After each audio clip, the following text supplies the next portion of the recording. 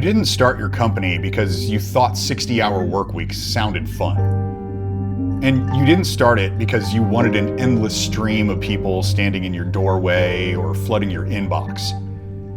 And if that's where you are right now, you might describe it as burnout, the same way a lot of founders do. But the symptoms you're experiencing actually aren't the symptoms of burnout. They're symptoms of misalignment between the role you're playing and what the business actually wants you to be. When you're in the grind day to day, it's really tough to see this because you're just trying to keep your head above water. But when you pause, even if it's just for a second, and you zoom out, you see it really clearly. And what you see will tell you exactly what you need to do next. And that's how I want you to look at this video. It's a pause for you to see what's really going on under the surface, why it's happening, and then I want you to walk away with one solid tactic to help you get out of the daily chaos that running a business often turns into. And just so you know, everything I'm going to talk about comes from two primary sources. The first is my own experience. 20 years of owning a commercial real estate services company that does $2 million a year in revenue, 34% net profit, and the whole thing takes me about 90 minutes a week to run. The second is from the 15,000 hours I've spent studying influence, human behavior, and psychology. And when we put those three things together in a business setting, we call it marketing. We're not going to be talking about marketing specifically in this video, but we are going to break out a couple of the core pieces, human behavior and psychology, and we're going to tie those two things together to understand how it influences your behavior as the founder. When you started your company, you wanted to believe you were doing things right. You wanted to believe that all the sacrifices you were making weren't really choices. They were requirements for success. And you wanted to believe that the pressure you feel to push harder and build bigger is normal. And you want to believe that at the end of all this work, all this effort, that there's going to be a time at some point in the future where you can finally feel like you've made it. But somewhere along the way, something started to feel a little off. The feeling like you must be doing something wrong because things should be working better than they are. Almost like you're missing maybe one or two pieces. Usually when feelings like that come up, it's because mathematically you should already feel successful.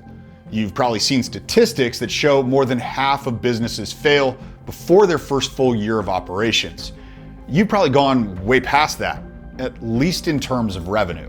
But I want you to consider one of the reasons it feels like you're missing something actually has to do with the way you operated way back in the early stages of your company, where you were still fighting for your survival every day.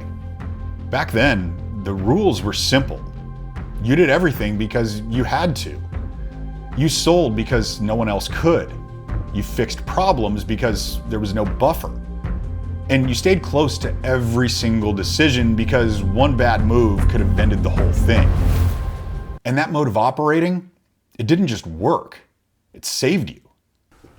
But it also taught you a really simple feedback loop. You saw something that needed to be done. Then you did it, and then you got rewarded for it. The crazy part about this is what's happening in your brain while you went through that feedback loop was creating a real life addiction. Yeah. We're gonna need some science.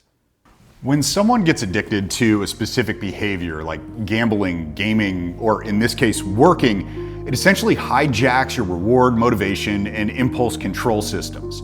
So when you do something that makes you feel good, like maybe solving a complicated business problem, your dopamine spikes, which goes down right there in the nucleus accumbens. Over time though, your brain adjusts by reducing the receptors for dopamine, which just means you need even more of the stuff that made you feel good in order to get the same high from it. And I don't mean to make you sound like a heroin addict mainlining EBITDA, but kinda. So check this out, right here in your prefrontal cortex, addiction weakens your impulse control, which makes it really hard to stop or even resist urges to doing something even when you know it isn't good for you. And that's why you can't stop jumping in to solve every problem, even when your team should be able to handle it. Speaking of that, in a couple minutes, I'm gonna give you something called the friction rule that's gonna help you stop rushing in to fix everything in the first place. So what does this all have to do with the misalignment between the role you're playing and what the business actually wants you to be? We're gonna need a metaphor.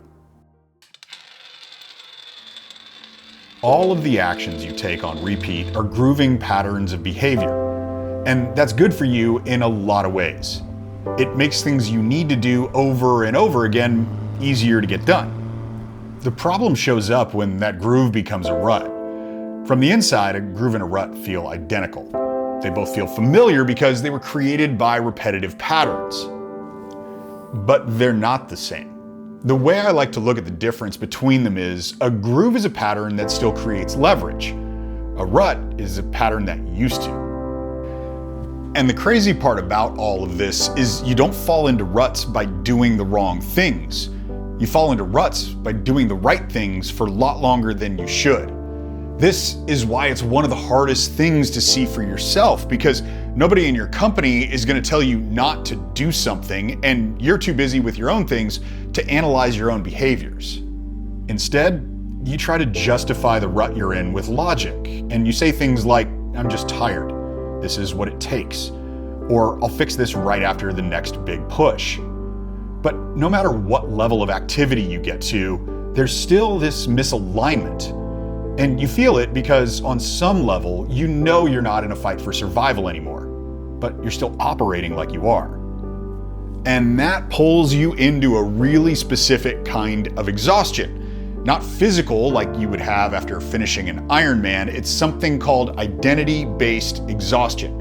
And that happens when there's a conflict for the long term between what you know you should be doing and the role you're being forced to play. You might hear that and think, wait, nobody's forcing me to do anything. It's my company. And then you remember the part I mentioned a minute ago about the patterns of addicted behavior. So yeah, you're forcing yourself to play a role of an operator when you know the company needs you to be an architect. This is why success can feel heavier than struggle sometimes. At least the struggle is clean. It has a clear enemy, clear moves, clear reasons for sacrifice.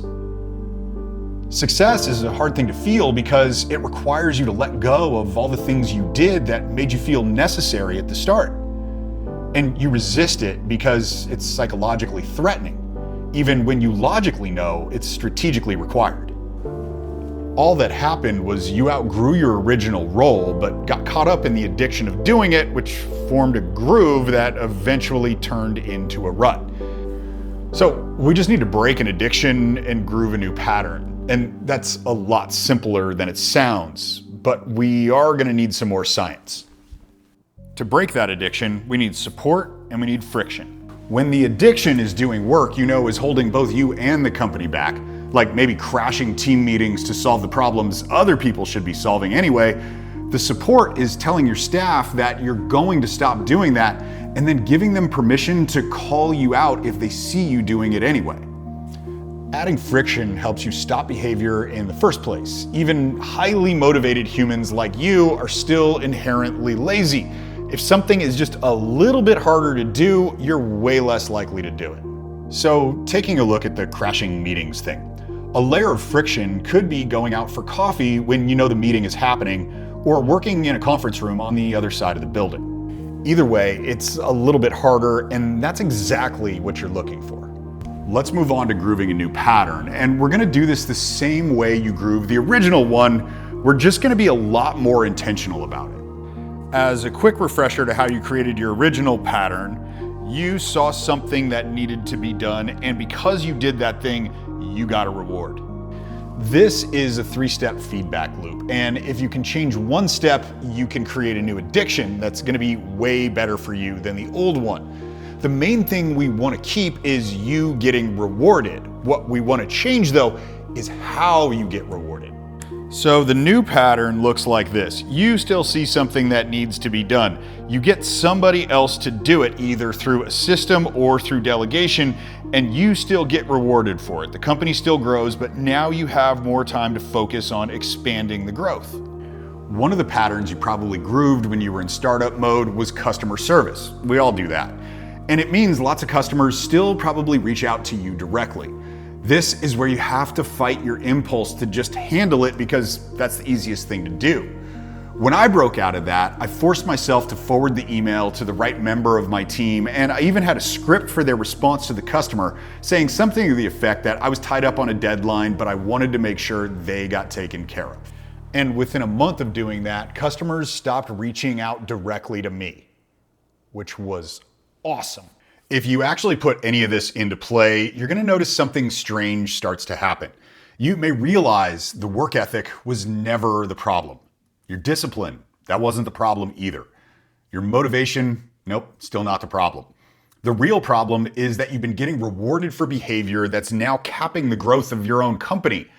You're not stuck because you're doing too little. You're stuck because you become too good at the wrong role. And if that feels a little uncomfortable to hear, good. Discomfort like that is usually a signal that something important just clicked. In the next video, we'll talk about how to step out of the role without feeling like you're losing control, losing value, or losing your edge. But for now, just consider the possibility that the very behaviors that built your business may now be the very same things holding it back.